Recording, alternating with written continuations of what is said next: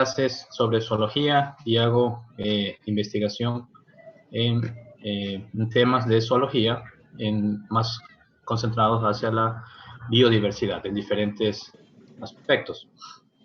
Entonces, yo tengo entendido que en estos 3 días, tenemos martes, miércoles y jueves, trataríamos el concepto o el tema de conservación de la biodiversidad en lo que es vertebrados.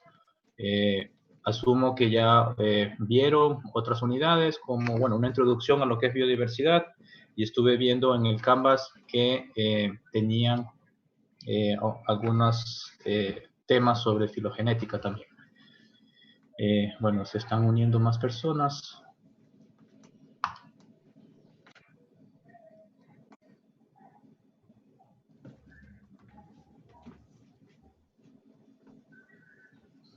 Ya, bueno, se están uniendo.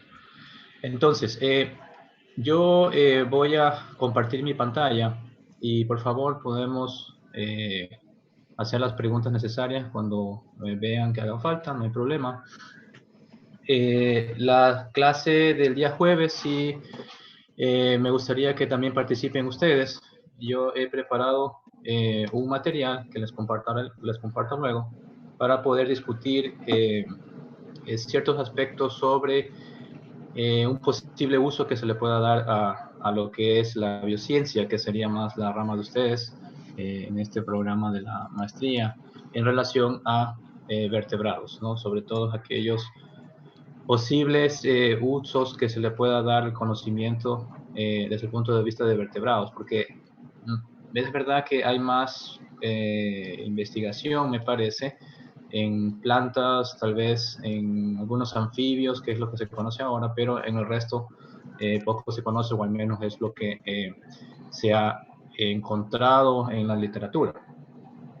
Ok, yo voy a compartir ahora mi pantalla.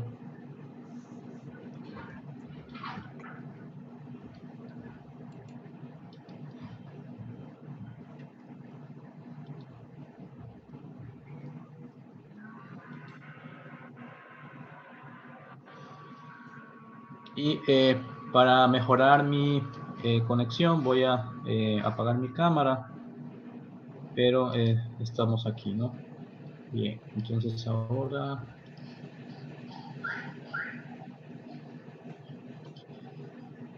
Entonces, ahora estamos viendo la pantalla. Por favor, me confirman.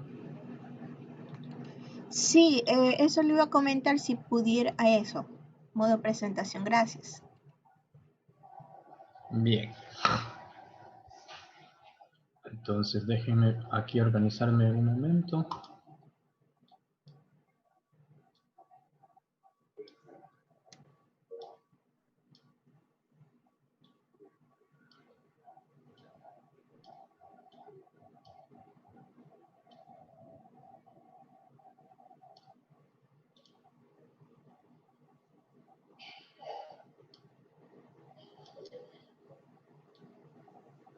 Muy bien. Bien, conservación de la biodiversidad, lo que sería vertebrados en Ecuador, ¿no? Como ya dije, módulo Piedrahíta, aquí está mi dirección de correo electrónico.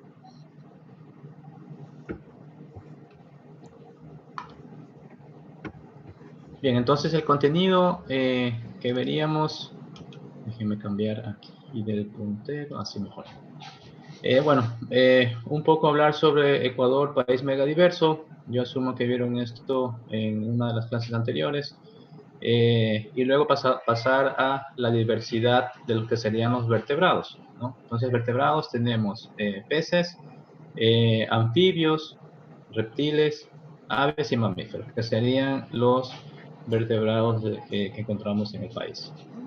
Analizamos en cada caso posibles amenazas y estos programas de conservación que, bueno, actualmente se tratan de implementar, pero que obviamente todo va a depender de fondos que existan disponibles. Entonces, para empezar, empezamos, bueno, con el término de biodiversidad, ¿no? ¿Qué es biodiversidad o diversidad biológica?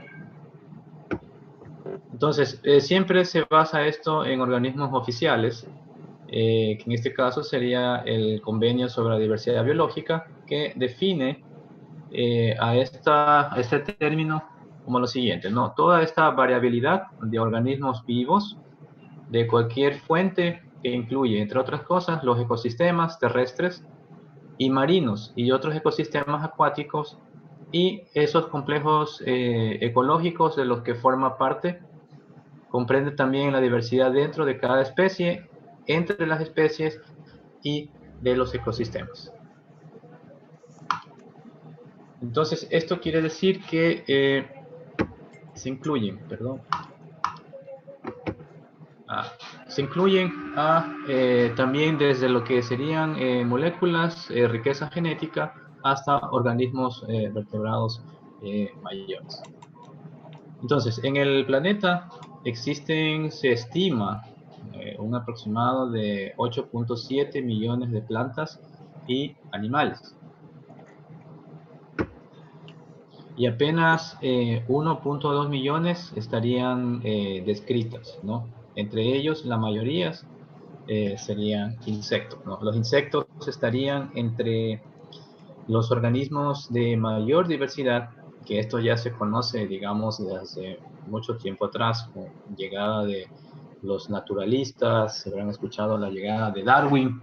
En esas épocas se conocía que los insectos, digamos, tienen una diversidad mucho más grande que los vertebrados. Hasta hoy en día se necesita todavía eh, la descripción de millones de organismos que están pendientes por descubrir y se mantienen en lo desconocido. Y nuevamente esto estaría relacionado a lo que son insectos, aunque si bien se siguen descubriendo en el país, sobre todo especies de anfibios, que son los que más se observa eh, esta descripción nuevas que se dan en lugares donde son ya los últimos rincones, por decirlo así, del país. Y esto hablando del ecosistema terrestre. El ecosistema acuático, de lo que he observado, cada vez que, por ejemplo, viene un barco oceanográfico a las Islas Galápagos y tiene estos robots que pueden ir a profundidades, eh, descubren o registran nuevas especies para el país o nuevas especies para la ciencia. Entonces, a nivel marino también es otra riqueza que por lo general pasa desapercibida. Entonces, este mapita, tal vez ya lo vieron antes, bueno, megadiversos, obviamente en el país estaríamos entre los 17 países de mayor diversidad, ¿no? Bueno, tenemos Estados Unidos, que más también sería por el área, ¿no? México, Colombia, Ecuador y Venezuela, estos tres países, unidos con nosotros, bueno, Brasil y Perú, generalmente son bastante escuchados en diversidad de aves, de anfibios y de ciertos mamíferos también. Lo que es África, tenemos República del Congo, que sería la parte, bueno, tropical, Sudáfrica, Madagascar, tal vez más por el endemismo en estas islas, ¿no? Endémicos serían aquellas especies que tienen una distribución limitada y que únicamente se encuentran en ese sitio. Y por acá en Asia, China, India, Malasia, Indonesia, bueno, Australia, Papúa, Nueva Guinea, Filipinas, etc.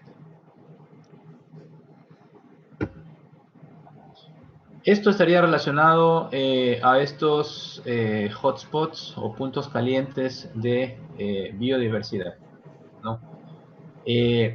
Aquí es algo importante de observar que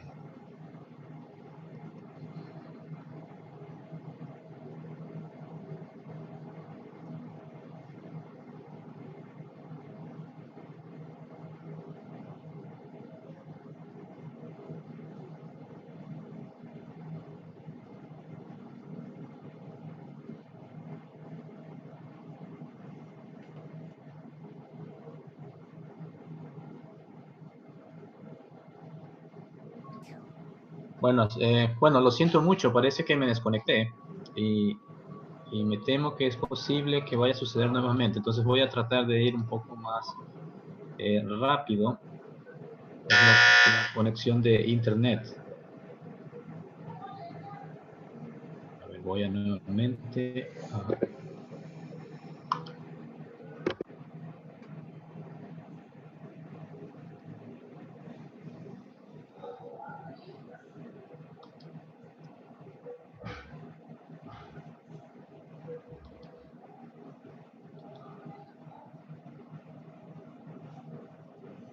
Bien, ahora voy a tratar.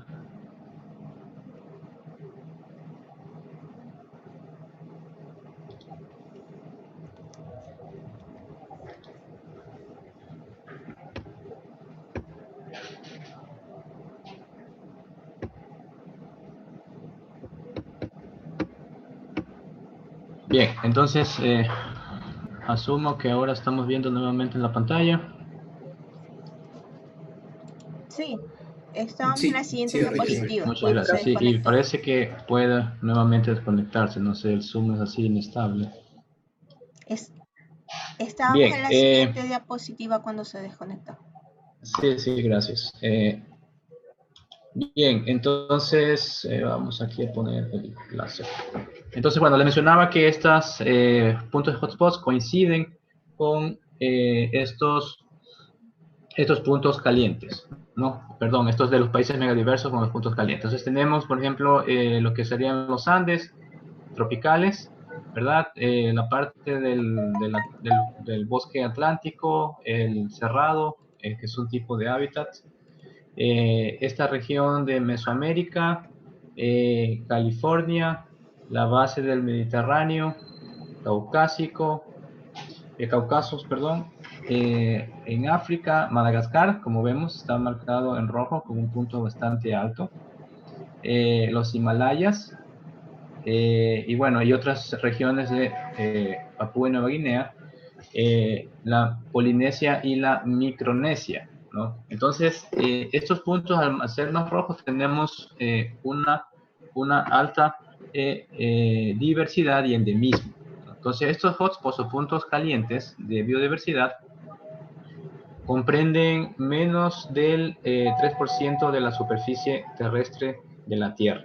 Entonces es algo interesante que si vemos toda la superficie terrestre, estos puntos es el 2.4 me parece, 2.4, 2.5%, no menos del 3%. Y estos puntos hacen referencia a las regiones con alta riqueza de especies y que a la vez se encuentran en riesgo de destrucción o de extinción. Algo también importante es que el 44% de las plantas del planeta habitan en estos hotspots, en estos puntos calientes. Entonces, al mismo tiempo que es un espacio tan reducido de lo que sería la masa terrestre del planeta, alberga casi la mitad de la diversidad del planeta en plantas. Y aproximadamente el 35% de los vertebrados terrestres, o sea, los animales terrestres que viven en estos puntos calientes. Muchas de las plantas son especies endémicas, no se las encuentra en otro lugar del planeta, únicamente en estos puntos. Por ende, estos sitios están en crisis de conservación. Entonces son los puntos muy importantes para considerar desde el punto de vista de la conservación de la biodiversidad. Para ser considerado como un hotspot de biodiversidad, la región ya debió perder alrededor del 70% de su vegetación natural. Esta definición la encuentro en este convenio de la biodiversidad, esa convención de la biodiversidad, que es digamos, alberga a nivel gubernamental también los diferentes países del planeta.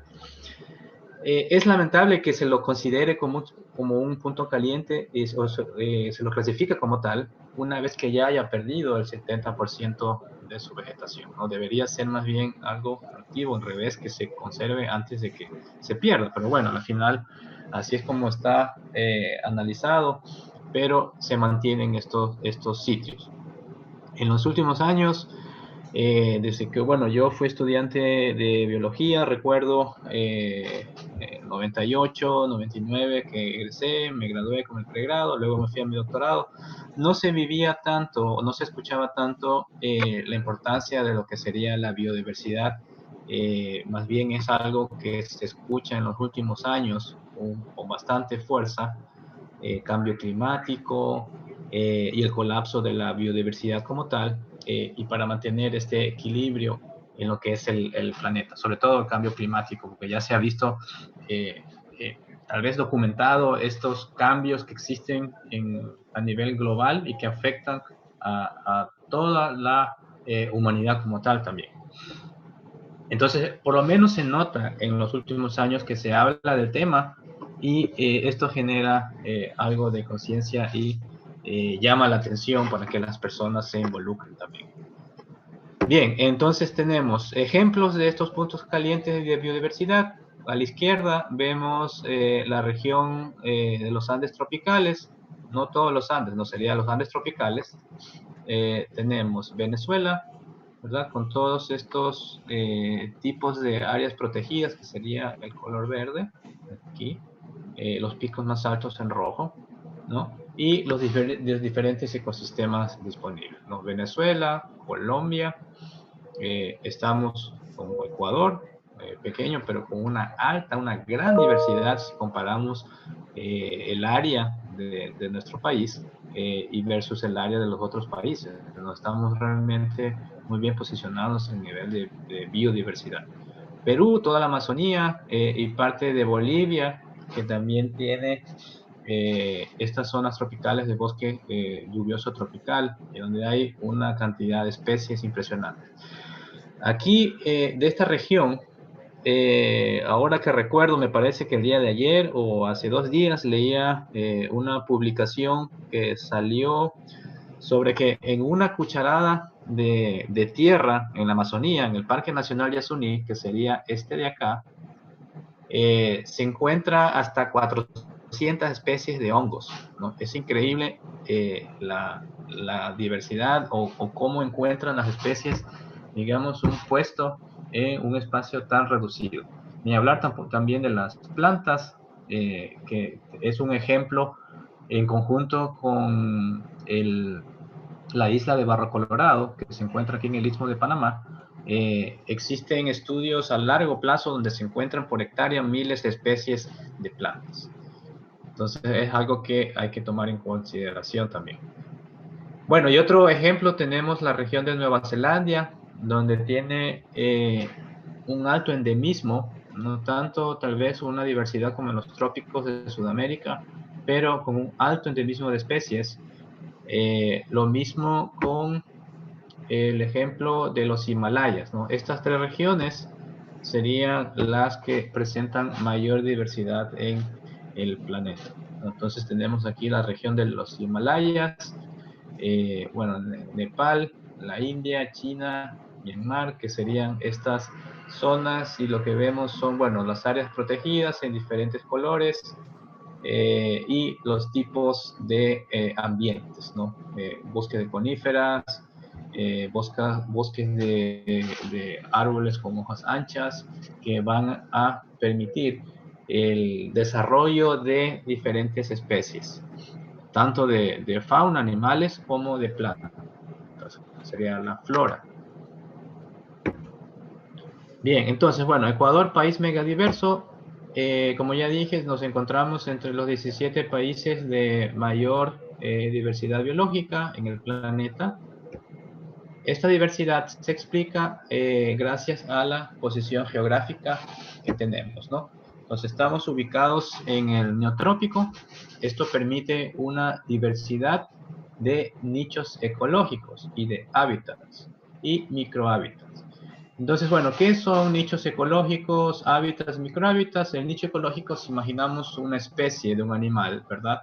El nicho es todo ese ambiente en el cual se desenvuelve, donde adquiere su alimento, donde se reproduce, donde se distribuye, y cómo, digamos, hace su vida mediante sus comportamientos, ¿no? Tiene un nicho ecológico en un ambiente, por ejemplo, los gallinazos, por decir, el cóndor, son aves carroñeras, su nicho ecológico es detectar animales en descomposición, alimentarse y a su vez, digamos, están limpiando el ecosistema de esta carroña. Y se adaptan muy bien. Ahí también es un punto muy interesante de estudio, sobre todo lo que es la carga bacteriana, el sistema inmunológico, de cómo pueden resistir una carga de bacterias bastante alta. Y así hay muchos otros ejemplos de posibilidades en biociencias como estos animales. Hábitats y microhábitats, hábitats tal vez para animales mucho más grandes, vertebrados, por ejemplo, el tamaño de elefantes, un anfibio, una lagartija, una iguana, que pueden, digamos, moverse dentro de un ambiente de un tamaño considerable. Y microhábitats ya sería para aquellos animalitos o también plantas que su área de vida es bastante reducida, ¿no? Que cambios muy minúsculos podrían estarles afectando en su ciclo de vida. Entonces, ejemplo, tenemos bosques secos, ejemplos de hábitats, bosques secos, que sería lo que es la zona de Manabí, Santa Elena, Guayas y Baja hacia el norte de Perú. Un ejemplo sería esta región tumbesina que se conoce desde el norte de Perú, subiendo por bueno, parte del Oro, Guayas, Santa Elena y Manabí. Bosque tropical lluvioso. Bosque tropical lluvioso tenemos en ambos lados de la cordillera de los Andes. La zona de Esmeraldas al norte, bueno, actualmente ya porque existe la deforestación, antes sí era una zona mucho más amplia. Y lo que sería la Amazonía, ¿no? Se conoce así porque las lluvias son constantes durante la gran mayoría de días del año.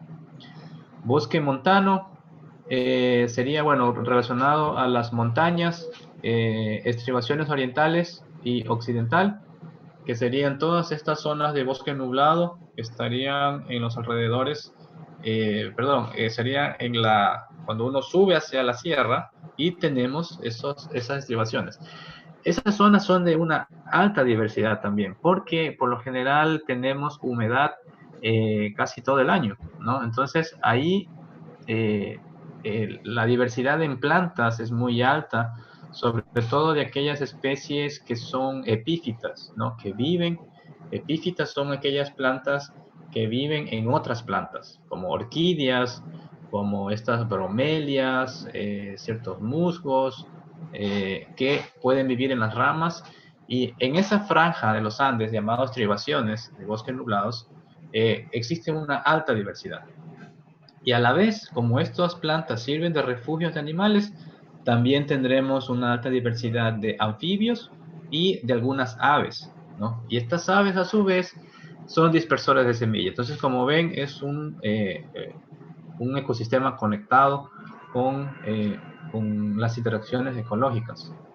Valles interandinos, que, bueno, los valles interandinos es donde por ahora el uso es para agrícola y es donde se establecen, digamos, las ciudades, y los páramos, que sería el lugar donde se captura el agua que se consume o donde se dan orígenes de los ríos también.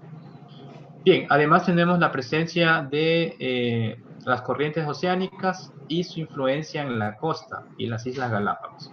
Entonces, a nivel del océano, tenemos estas corrientes que vienen desde el sur, como la de Humboldt, y otra desde el norte, chocan, ¿verdad?, frente al Ecuador y se dirigen hacia el oeste, que serían las Islas Galápagos.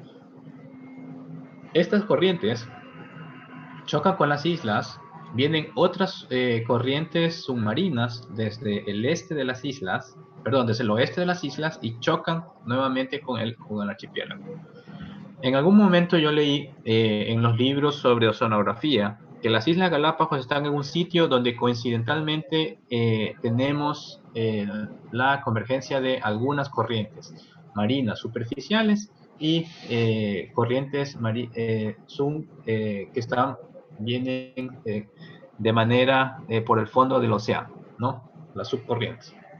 Entonces, si en algún momento ocurre un cambio en el planeta donde se mueva una de estas corrientes, lamentablemente se vería muy afectado la diversidad de las islas, ¿no? Entonces, es un sitio donde, gracias a las corrientes, se mantiene esta vida, tanto marina como terrestre. Entonces, esperemos que siga así. Lamentablemente, lo que sería el cambio climático podría estar afectando a una gran escala ese ecosistema.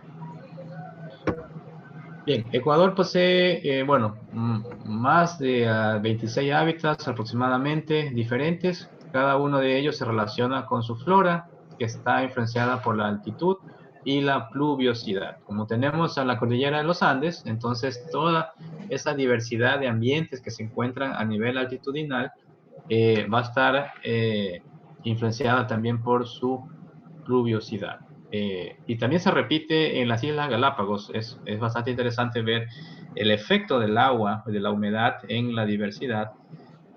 Uno puede ver desde la costa un ambiente, una vegetación totalmente seca en ciertas épocas del año, pero al momento de que suben aquellas islas donde hay volcanes, hay una franja que es húmeda, donde hay neblina y generalmente hay humedad ambiental bastante alta, y vemos cómo la vegetación cambia y se vuelve totalmente verde, ¿no? Entonces ahí la pluviosidad tiene un gran efecto en esta diversidad. Y en esa zona es donde se da también la producción agrícola en las islas, generalmente. Entre los hábitats existen 3 considerados dentro de los 10 puntos calientes de biodiversidad del planeta. Bueno, el bosque tropical lluvioso del noroccidente, que sería esta parte de Esmeraldas, el sur de Colombia. El bosque nublado o estribaciones occidentales y orientales, como les mencionaba, toda esa franja de los lados de la cordillera de los Andes. El bosque tropical lluvioso de la Amazonía. Y bueno, y esta información es de la Convención sobre la Diversidad Biológica. Ahora voy a dar a la siguiente. Bien, Ecuador es reconocido por su riqueza en flora a nivel mundial. La riqueza de especies de flora es la mayor por unidad de área en Sudamérica. Entonces, las Islas Galápagos son únicas en el mundo y representa a un ecosistema con un alto endemismo de especies. Sin embargo, se ha estimado que el 50% de los vertebrados podrían extinguirse si no se toman medidas de conservación. Entre las especies con mayores riesgos están las aves, pero hasta la actualidad el 95% de la biodiversidad original aún se mantiene. Entonces, los problemas de conservación en Ecuador, o falta, a mi parecer, de un manejo sostenible, ¿no? Deforestación, posicionado segundo en Latinoamérica. Lamentablemente, las tasas de deforestación son bastante altas.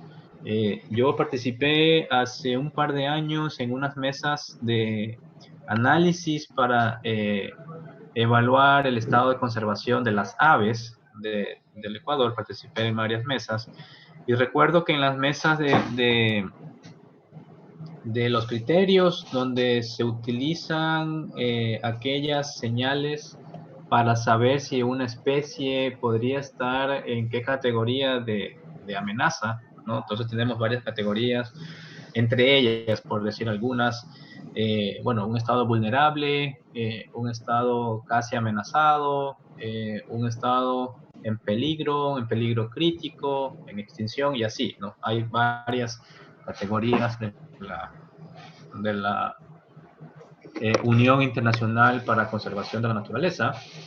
Entonces, uno de los criterios fuertes es ver si, por ejemplo, en los últimos años, 10, 15 años, se alcanza una tasa de desforestación X, por decir, ¿no? Entonces, si se llega a un límite de esa tasa de conservación, perdón, de deforestación, la especie como tal estaría en peligro, su hábitat en el cual habita. Entonces, en esta nueva información, un poco actualizada, veíamos que las tasas de reducción de la vegetación que existe en el país realmente se ha incrementado a un nivel bastante alarmante. Y no, bueno, programas como el sociobosque y las áreas protegidas serían los refugios que tendríamos en el país para mantener esta diversidad. Pero sí es preocupante el nivel de deforestación comparándonos con otros países de Latinoamérica. El uso de la madera, la expansión urbana, exploración petrolera, ¿verdad? Lo que es uso de la madera estaría muy relacionado a la deforestación.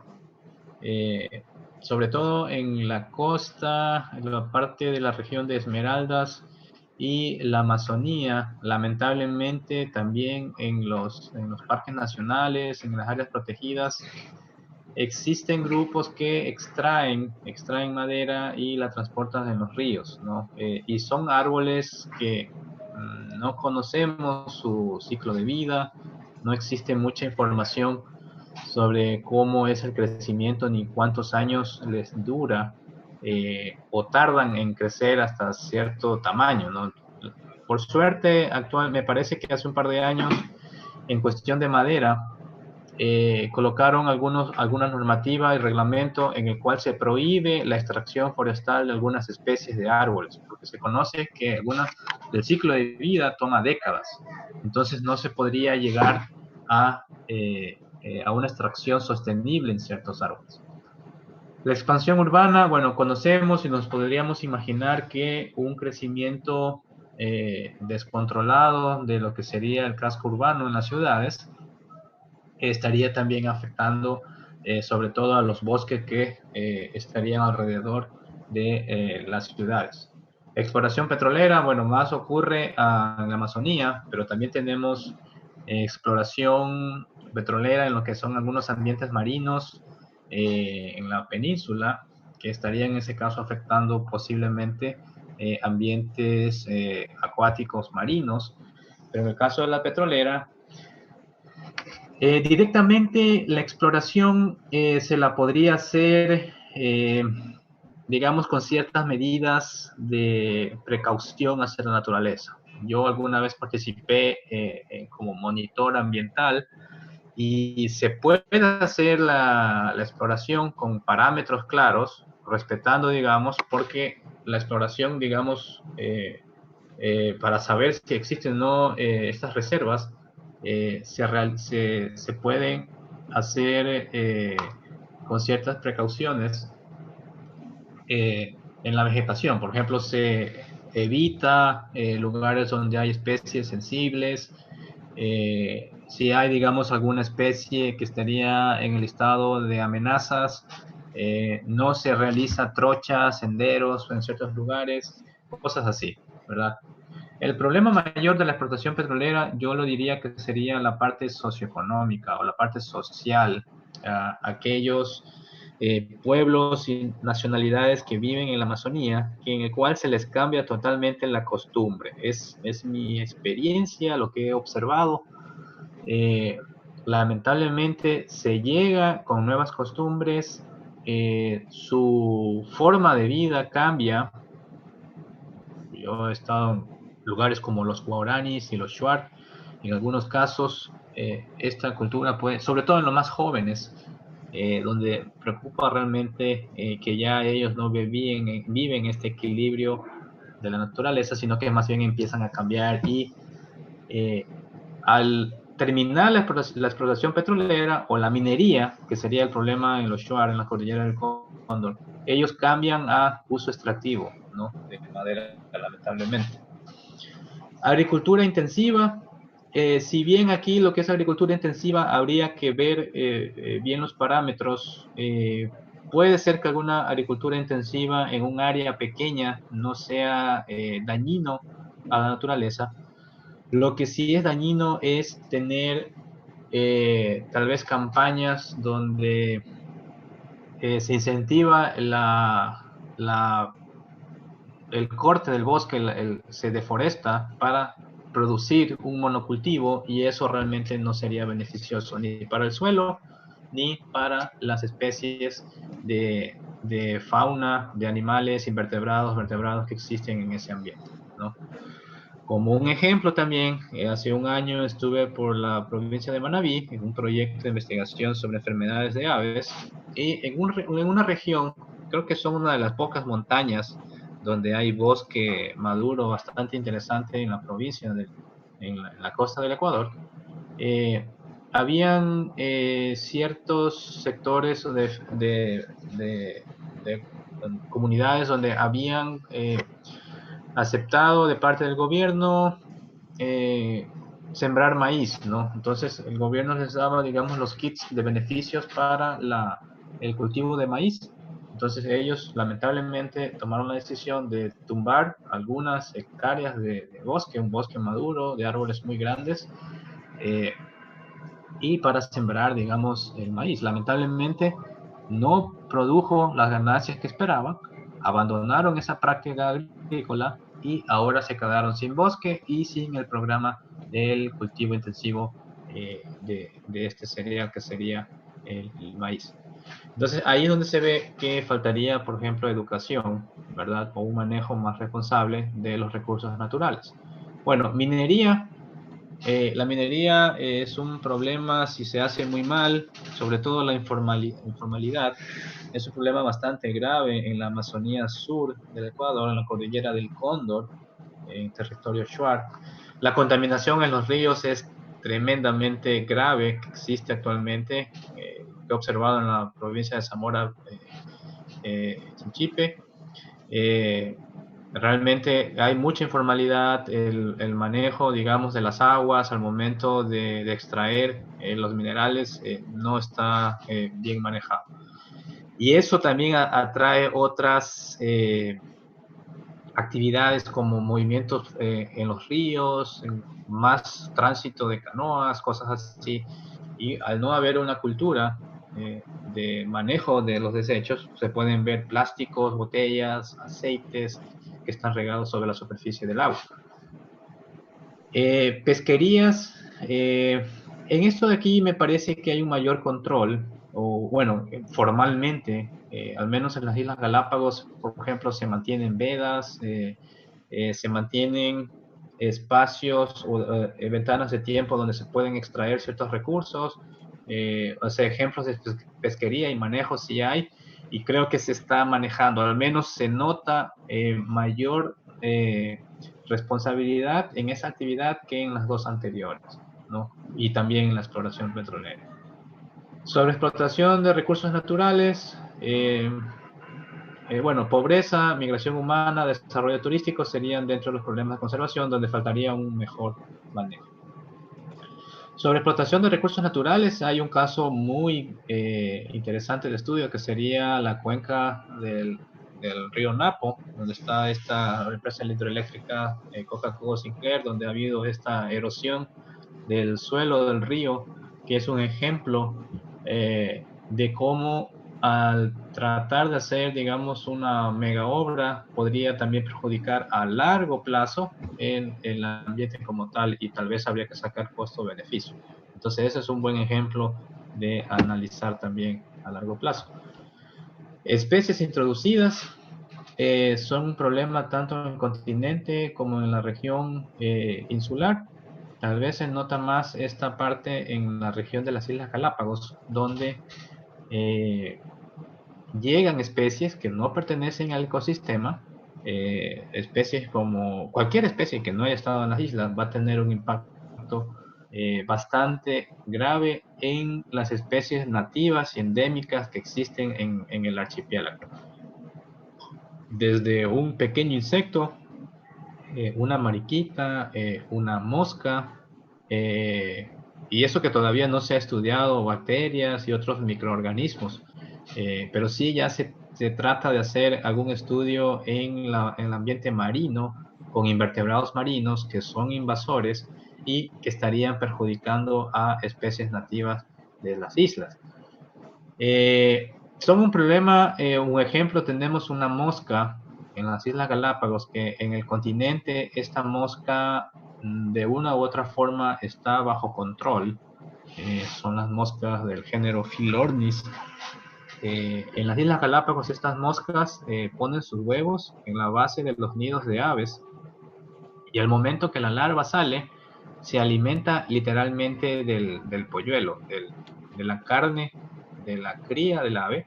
Y al ser estas aves endémicas que únicamente existen en Galápagos, entonces estarían en un grave peligro. Sobre todo hay unas especies que viven en lugares que son únicos, son endémicas, y que posiblemente, si siguen desapareciendo, también se habrán extinguido en los próximos años. Entonces sí existen ya ahora esfuerzos para tratar de controlar a esta mosca invasora. Se trata de hacer un control biológico.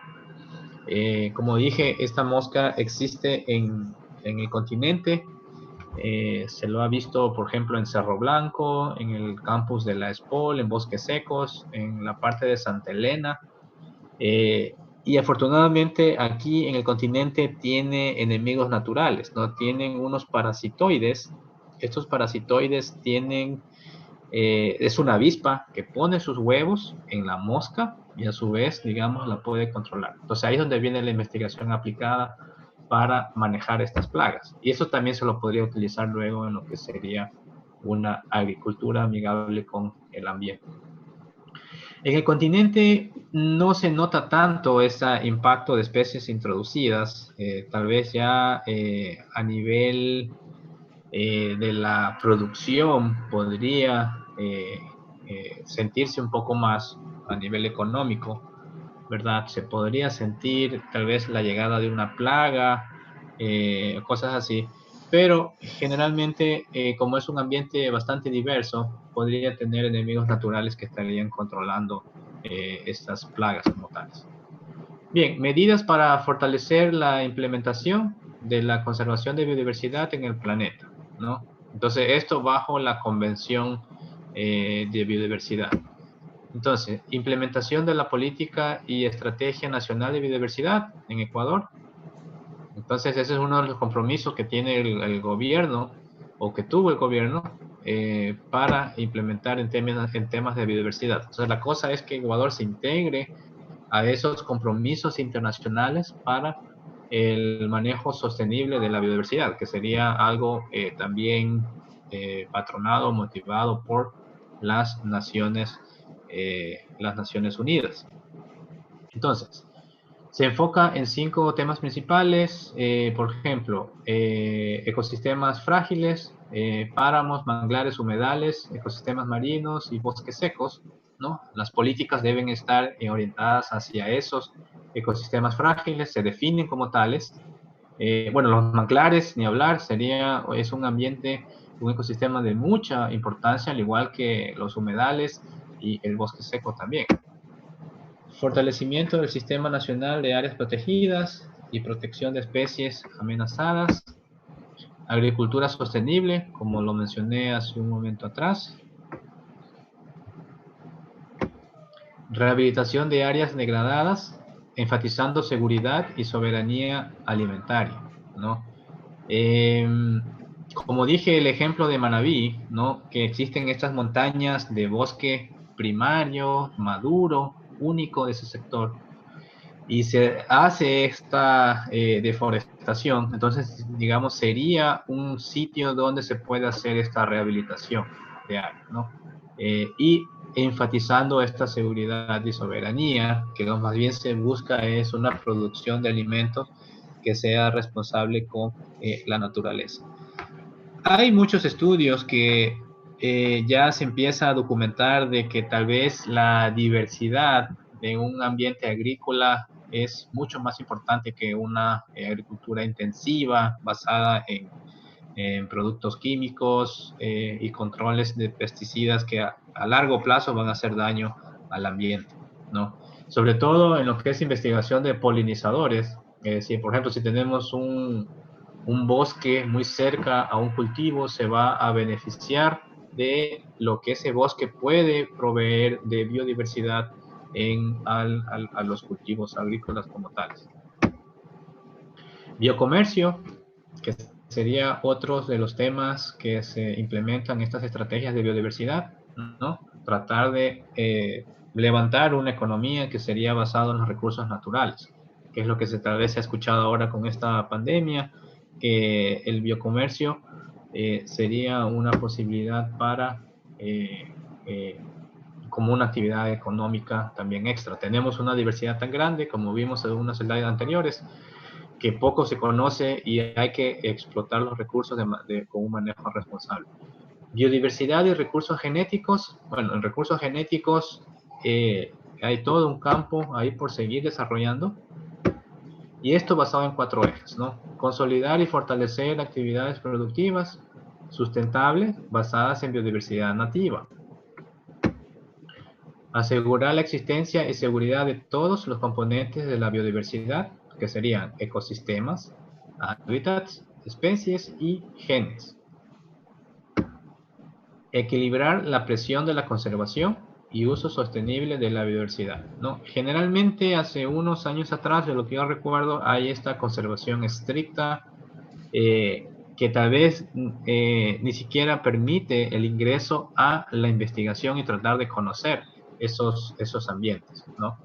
Ahora lo que se propone en estos ejes es que se haga una conservación sostenible, es decir, tratando de aprovechar ese recurso natural de manera responsable, ¿no? Para mantener, de alguna forma, también se conserva al momento de extraer algo de esa riqueza del recurso natural.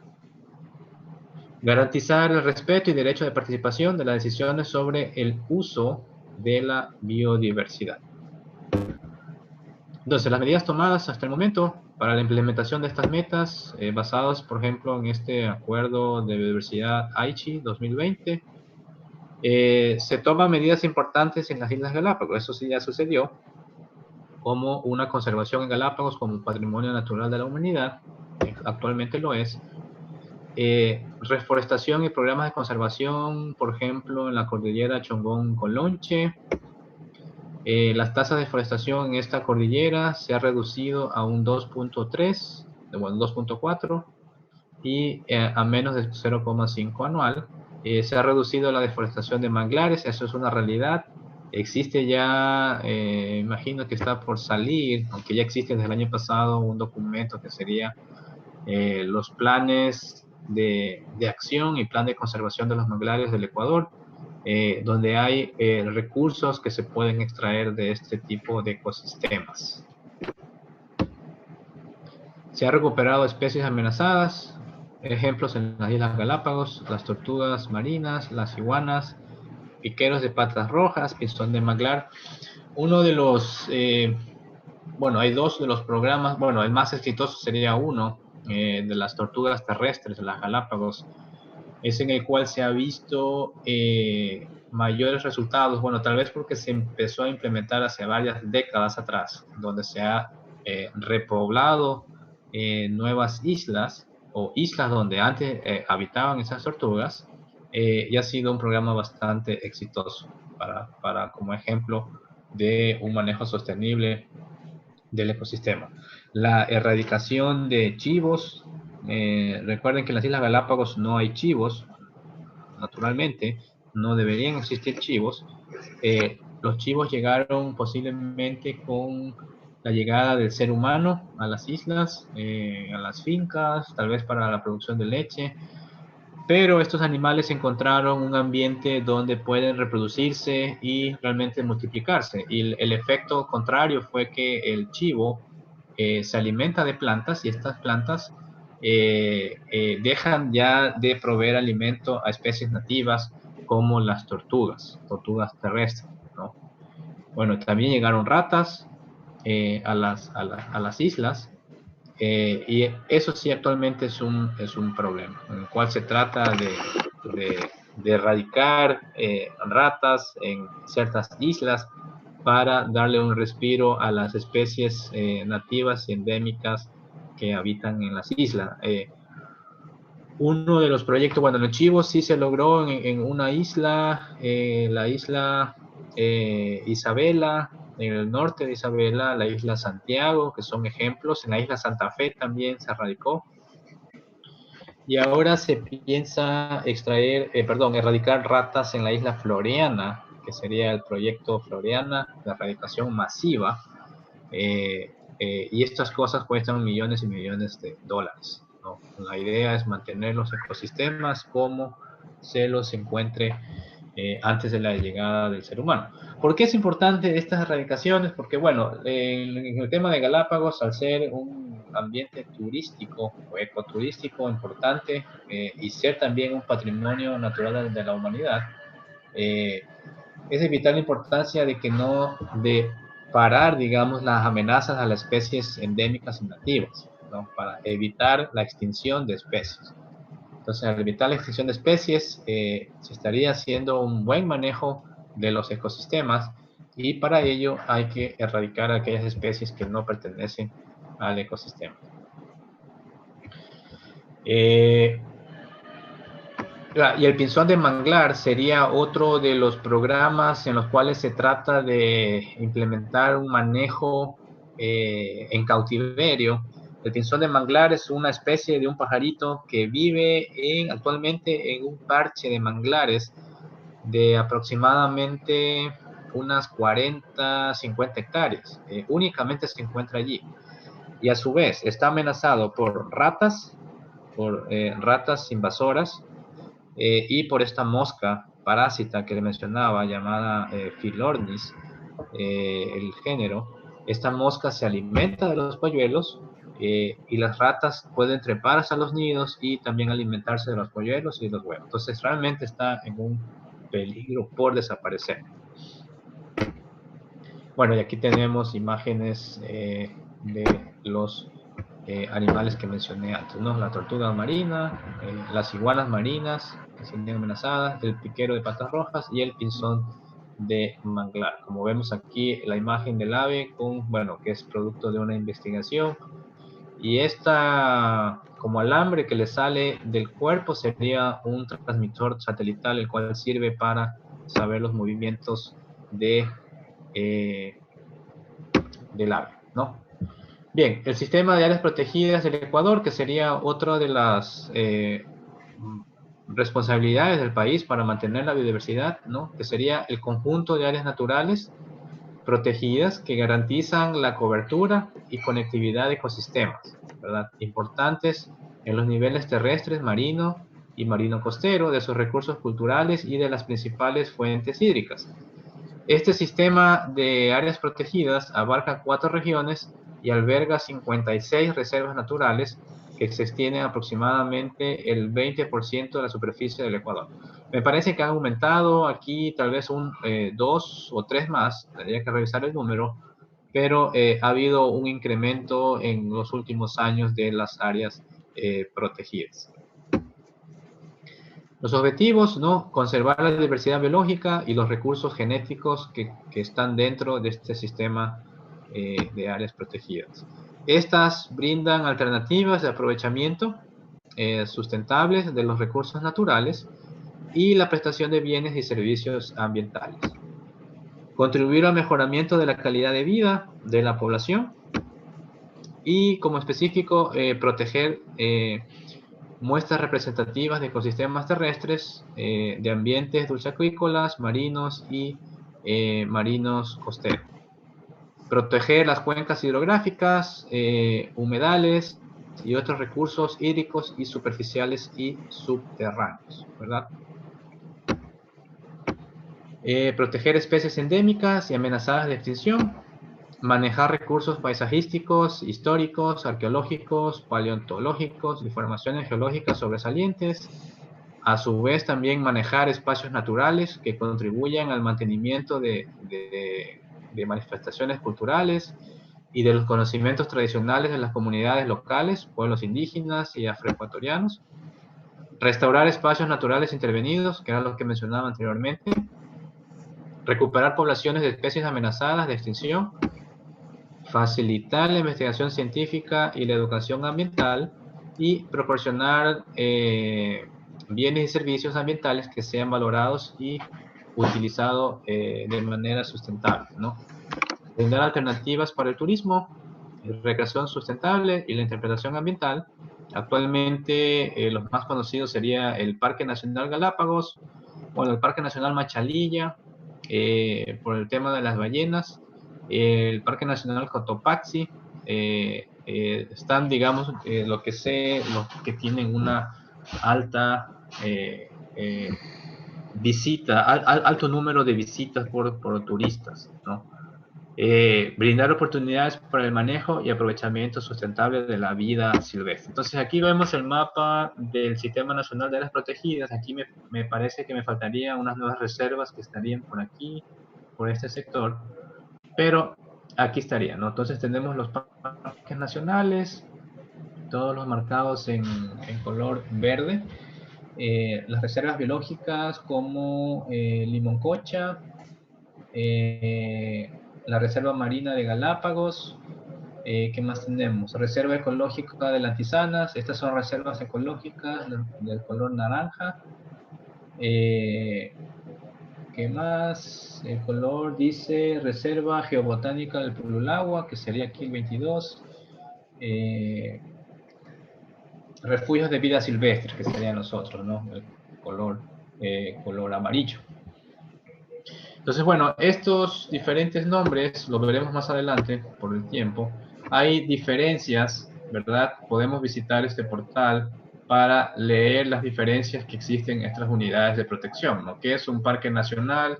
O sea, ¿qué significa realmente parque? Porque hay tantos nombres, ¿no? Como parque nacional, reserva marina, reservas ecológicas, reserva biológica, de producción de flora y fauna, de vida silvestre, natural de recreación, reservas geobotánicas, que serían partes del sistema de áreas protegidas, y también de manera privada también tenemos los bosques protectores, ¿no? Bien, ahora quería entrar a algunos slides para saber qué es lo que se conoce de información de lo que es la biodiversidad. Todo esto de aquí, aunque en este caso dice 2014, pertenece al documento grande del país que tiene sobre la estrategia de la biodiversidad del país, ¿no? Que creo que se lanzó el año pasado, me parece. Es un documento de unas 200 páginas, que se las pueden encontrar, luego les enseño donde sí es importante revisarlos, porque aquí es donde se nos da más o menos las pautas del uso de la biodiversidad del Ecuador, ¿no? Pero bueno, veamos qué es lo que se conoce de la biodiversidad, ¿no? Aquí vemos una tendencia histórica, sobre todo desde el punto de vista de publicaciones científicas ecuatorianas relacionadas con la biodiversidad. Entonces, vemos en el eje de las Y, número de publicaciones, y acá los años. Entonces vemos desde 1830, 1840, hay unos primeros indicios de publicaciones. Luego existe un incremento, 1870, en los 80, ¿verdad? Y este corte, que sería 2015, vemos un incremento en el número de publicaciones. Entonces, lo que menciona este informe del país es que en estos puntos hubo recursos económicos que se inyectaron, ¿verdad?, para la investigación científica. Hace algunos años había, por parte del ente del gobierno, sobre tratar de incentivar la investigación científica en el país. Antes era Fundacit, luego cambió a Cenacit, luego Cenecit, etcétera, ¿no? Entonces aquí tenemos número de publicaciones relacionadas a la biodiversidad ecuatoriana entre el 96 y 2013, ¿no? El número de publicaciones. Entonces ha habido un incremento considerable.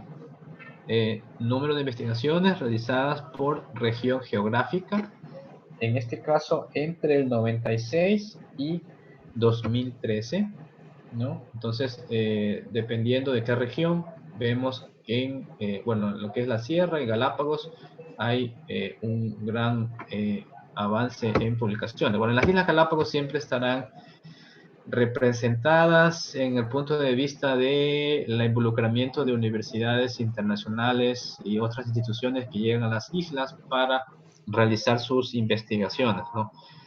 aproximadamente hace unos 60, 61 años, se crea esta fundación o la estación científica Charles Darwin. No recuerdo ahora si es un año antes, un año después se crea el Parque Nacional Galápagos. Y han llegado, digamos, siempre misiones, expediciones de universidades de todo el mundo, ¿no? Entonces, como llegan a las islas, se genera esa gran cantidad de información de la diversidad que existe en las Islas Galápagos. Número de investigaciones por disciplinas, ¿no? Esto es interesante. Aquí vemos en lo que es biodiversidad ha habido un aumento. Bueno, biología, ecología, genética, muy poco, medicina, temas políticos en uso, bueno, aspectos sociales, paleontología, historia, muy poco, geología, agricultura, biodiversidad, ¿no? Entre el 96 y 2003.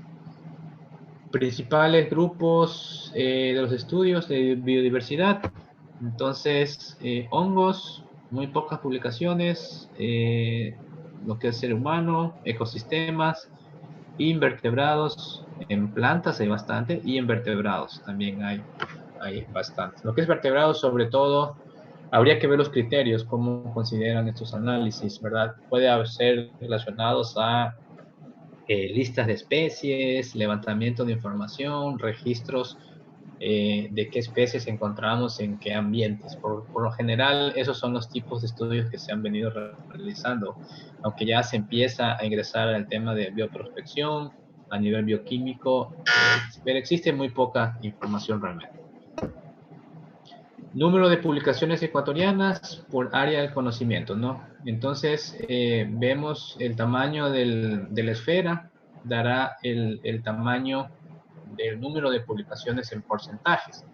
Entonces, aquí tenemos este tono verde, que sería medicina, y el tono más anaranjado sería agricultura y ciencias biológicas. Mientras que las otras estarían, digamos, con un porcentaje mucho menor. Número de publicaciones científicas ecuatorianas en áreas de conocimientos relacionadas.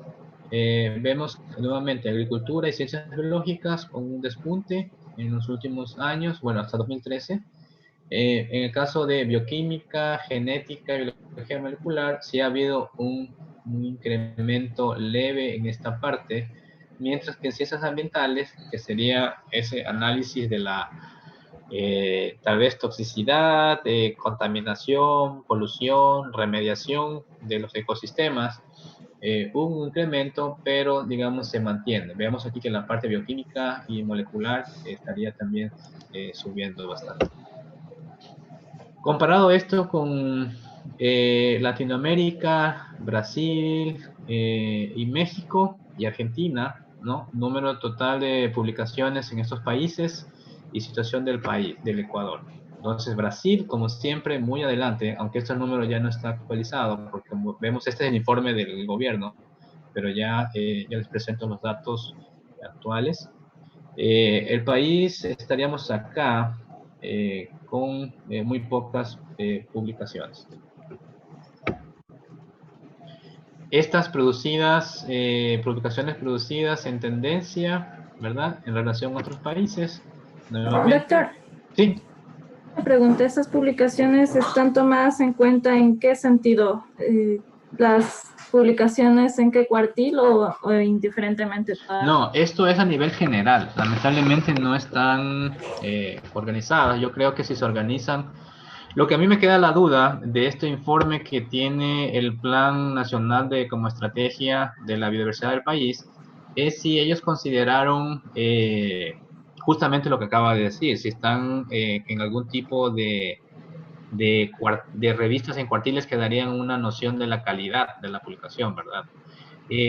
Yo recuerdo el año pasado, porque creo que esta información se está actualizando y si ustedes saben, existe el Instituto Nacional de Biodiversidad y este instituto está tratando de crear una base de datos que ya debería haber sido lanzada a inicios de año sobre el manejo de la información y bases de datos. Yo recuerdo que ellos hicieron varios talleres en el país y ellos estaban levantando toda la información, incluyendo tesis de grado que no están publicados y tal vez reportes sobre listas de especies. Entonces, Sí, porque ahí iría un esto debe ser problema. publicado, ¿no? Tal vez en revistas indexadas como Latin Index, en estas servidores de Cielo. ¿Hola? Sí, la escucho. ¿Aló? ¿Sí? ¿Alguien decía algo? Sí, eso yo estaba mencionando que, por ejemplo, esa base de datos tampoco es verdadera porque no todos los que publican en sus revistas, por ejemplo, Sinchonia, quiere dar todos los datos porque es como que dices, se están apropiando del conocimiento intelectual al hacer una sola base de datos. Por eso yo considero que esas tablas no son correctas porque publicaciones, sin embargo, no se toman en cuenta a veces todas las revistas, sino tomando en cuenta de qué cuartil se encuentran. ¿Aló? Sí, estoy muy de acuerdo y lamentablemente está, digamos, en el plan estratégico del gobierno, ¿no? Que lo adoptó. Y lo que está haciendo también el Instituto Nacional de Biodiversidad es justamente lo que acaba de escribir. Yo recuerdo en el taller que se hizo en las Islas Galápagos, donde estaban pidiendo las bases de datos, lo cual es complicado, ¿no? Complicado porque, como ustedes puedan entender, el levantamiento de información de un museo o de una fundación con muchos recursos involucrados y de repente aparece un organismo gubernamental y quieren utilizar esa información para colocarlos en una base de datos grande que lo administran ellos, no es tan sencillo, ¿verdad? Entonces, sí es difícil, sobre todo en la inestabilidad que existe actualmente en lo que sería los gobiernos de turno. Entonces, es un problema. Pero bueno, aquí veamos por lo menos las tendencias que serían publicaciones indexadas. Yo asumiría que los tomaron, digamos, de fuentes, de diferentes fuentes, pero no se incluye en este caso documentos como tesis o documentos que se mantienen en las bibliotecas de las universidades del país y que están allí realmente. Bien, bueno, Colombia, aquí sacando a Brasil en esta imagen, ¿verdad? También hubo un incremento bastante alto. Y aquí estaríamos con datos más actualizados, tomando en cuenta, únicamente sería para revistas que estén indexadas en Scopus, ¿no? Que actualmente la tendencia es publicar en revistas indexadas que aparezcan en uno de los 4 cuartiles y, digamos, estén en esta base de Shimago, ¿no? Entonces vemos el país, estaríamos 9, estaba leyendo, analizando que estuvimos en 6º lugar con producción científica hace unos años atrás, pero ahora hemos reducido un poco la cantidad de producción científica. Esta sería producción científica en revistas que estén indexadas, entonces que pasan ya un proceso un poco más estricto en la publicación. Hay mucha información que no está representada, lamentablemente, en esta producción científica, que serían tesis de grado, tal vez alguna que otra tesis de maestrías, o levantamiento de información que no está representada. Veamos en el futuro esta base de datos que debería publicar el INABIO en su momento. Aparentemente ellos recolectaron información adicional a estas publicaciones indexadas como trabajos de tesis, ¿no? En principio las universidades deberían tener estos repositorios donde estarían disponibles las tesis de grado, donde va a haber también mucha información que esté relacionada a lo que es la biodiversidad. En esta parte de la izquierda, esto es de un análisis que estuve leyendo sobre, bueno, y en el país tenemos 3, me parece, o sí, 3 revistas indexadas en Scopus. La una es la revista Ecuatoriana de Neurología, que es la que tiene el mejor índice del índice H en las publicaciones. La otra es la revista Bionatura, me parece que es de Yachay. Y aunque no aparece como Ecuador, pero está administrada por el Ecuador, sería la revista de Neotropical Biodiversity, que la maneja ICIAM, ¿no? Aunque si ustedes la revisan en Chimago y ponen país, no aparece del país, pero aparece por medio del motor de este Taylor and Francis, ese motor de esa plataforma que tienen, ¿no? Pero al revisar la revista, ustedes ven que quienes administran serían los académicos de la ICIAM. Y está muy bien posicionada. Estuve leyendo que ya está en el cuartil 2, ha subido bastante, entonces algo bueno también. Donde vamos a ver publicaciones sobre biodiversidad del país. Y actualmente existen cosas muy interesantes que se están publicando, sobre todo desde el punto de vista bioquímico. Bien, porcentaje de colaboración internacional, ¿no? En artículos científicos ecuatorianos, esto sería en colaboraciones, ¿verdad? Se mantiene generalmente las publicaciones como tales con asociaciones de otras universidades del mundo. Bien, entonces, bueno, ¿qué podemos concluir respecto al estado de conocimiento sobre la diversidad del país? Aunque ya lo mencionaban por aquí, entonces, bueno, hay tal vez una subrepresentación de lo que es realmente la cantidad de información que existe sobre la biodiversidad. Lamentablemente, si esta información no se publica, no será conocida. Entonces, hay que publicarla, hay que sacarla para que sea de uso de la comunidad de alguna forma, información básica, registro de especies, comportamientos, ciclos de vida.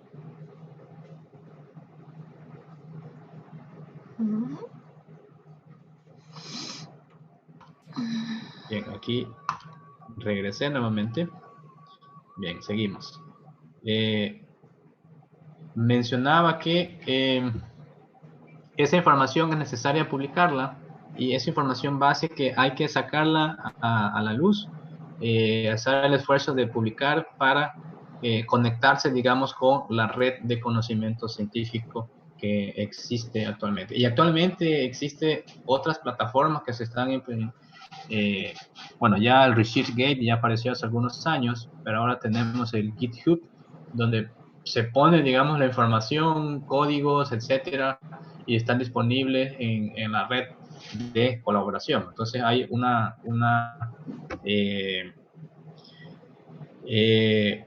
motivación para las publicaciones y la colaboración científica como tal. Bien, eso de acuerdo a lo que serían conocimientos de la biodiversidad. No sé si alguien quiera comentar algo, por favor, sobre este tema, o si tiene alguna duda hasta ahora.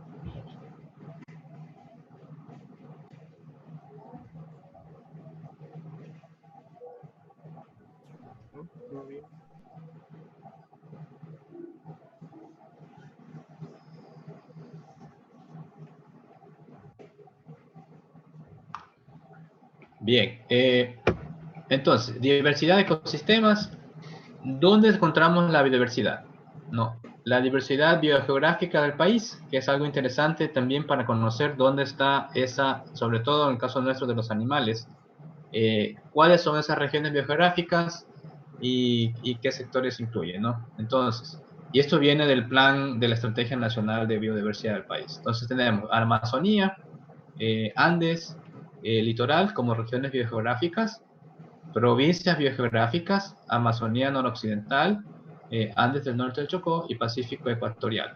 Y sectores biogeográficos, ¿no? Todos estos, Abanico del Pastaza, Guarico, Chocó ecuatorial, Chocó costera, Cordillera Costera del Chocó, bueno, páramos y valles, etc. Esto es importante porque existe toda una diversidad de ambientes, nombres, entonces sí es necesario a veces estandarizar por algún medio oficial estas regiones para poder describir y utilizar de alguna manera la definición, la caracterización de estos ambientes.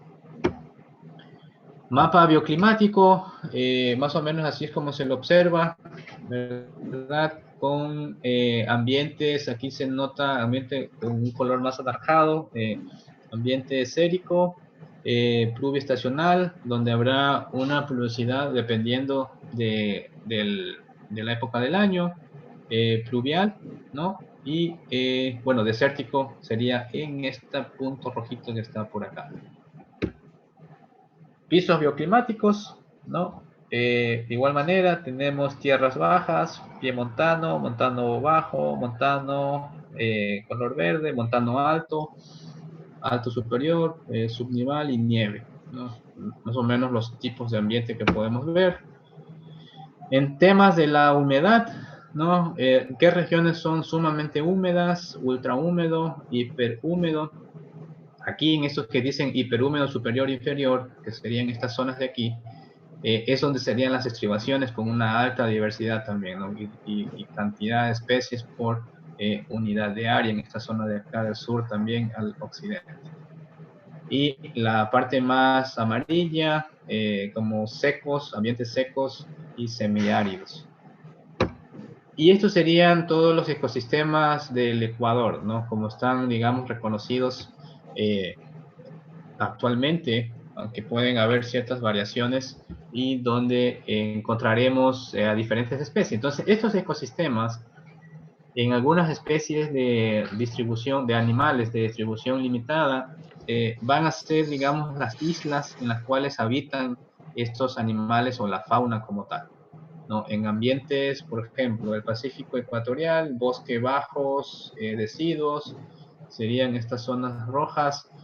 Tal vez encontremos a un tipo de especie que no encontramos en otros sectores, ¿no?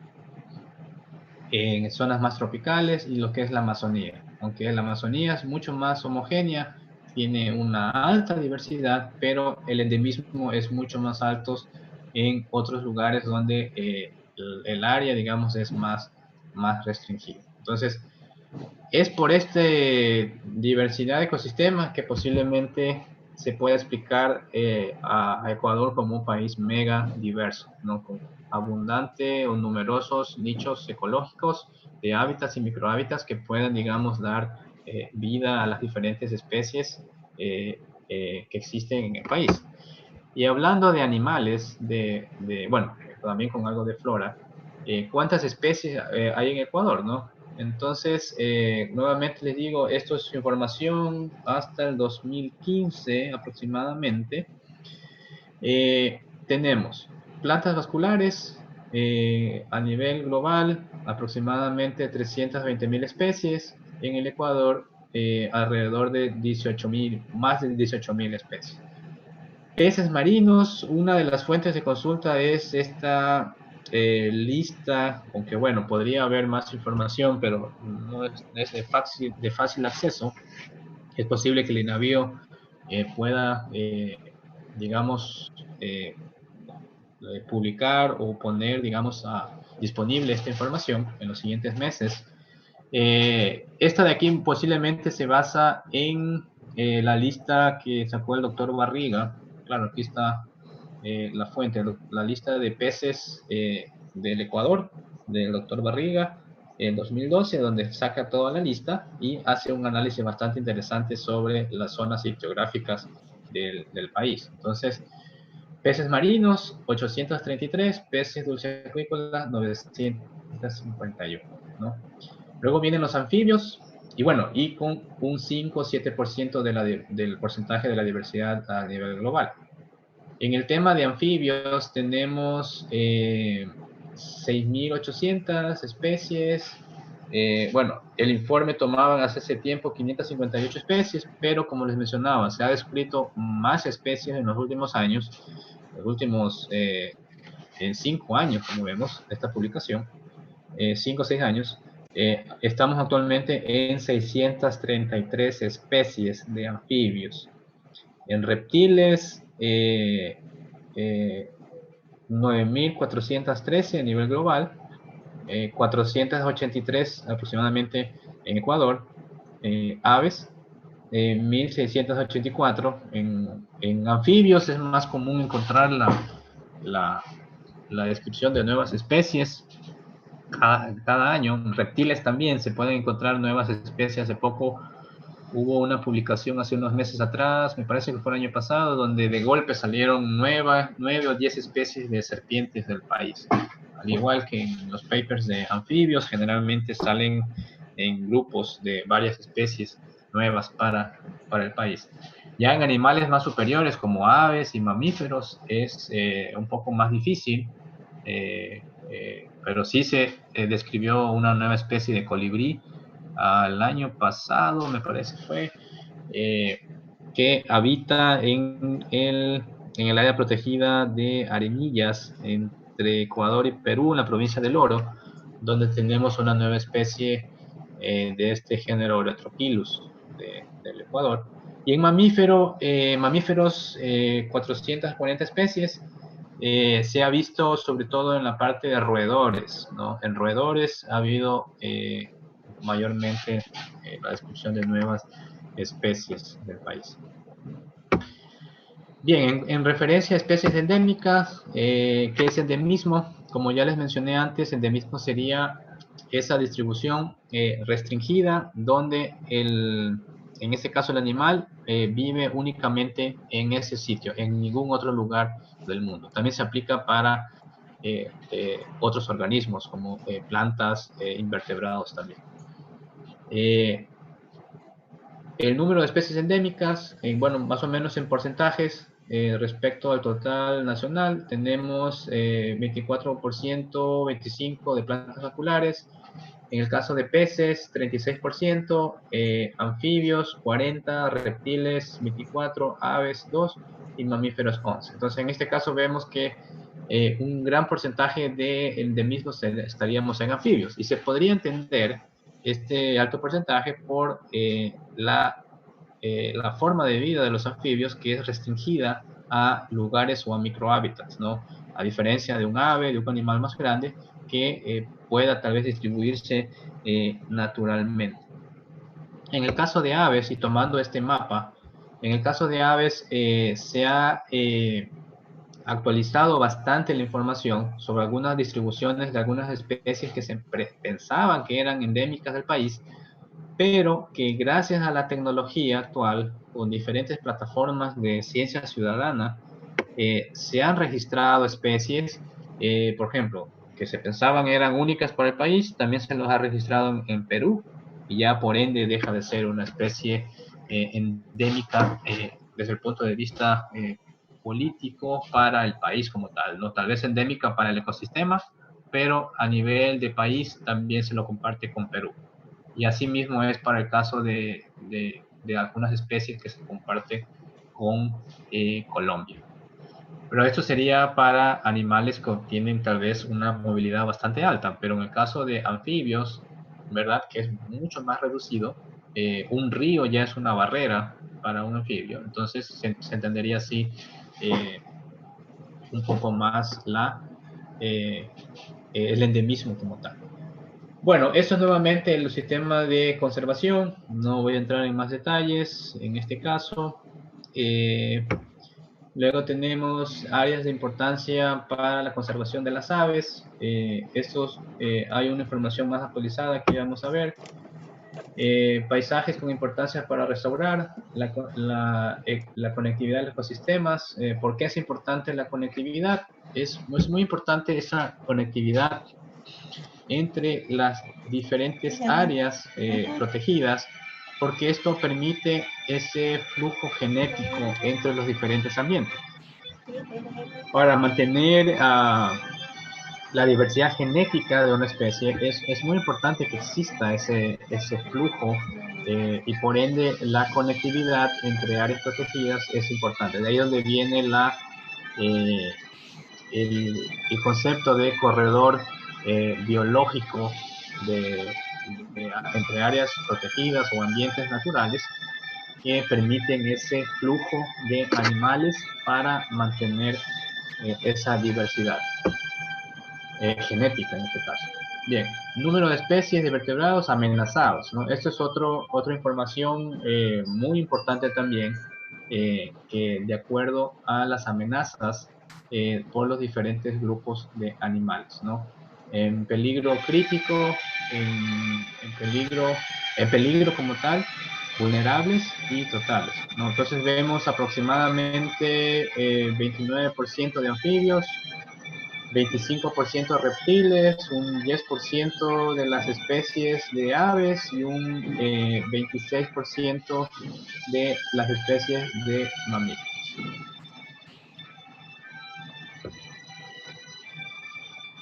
En referencia al estado de conservación por grupos taxonómicos, ¿verdad?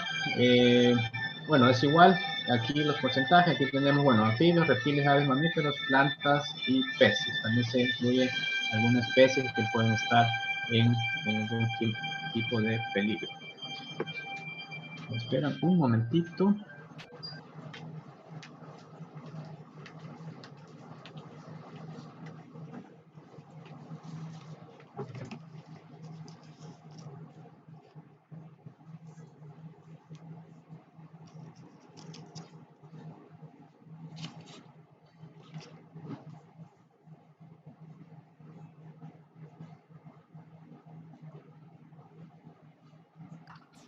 Bien, teníamos una alarma que estaba sonando por ahí.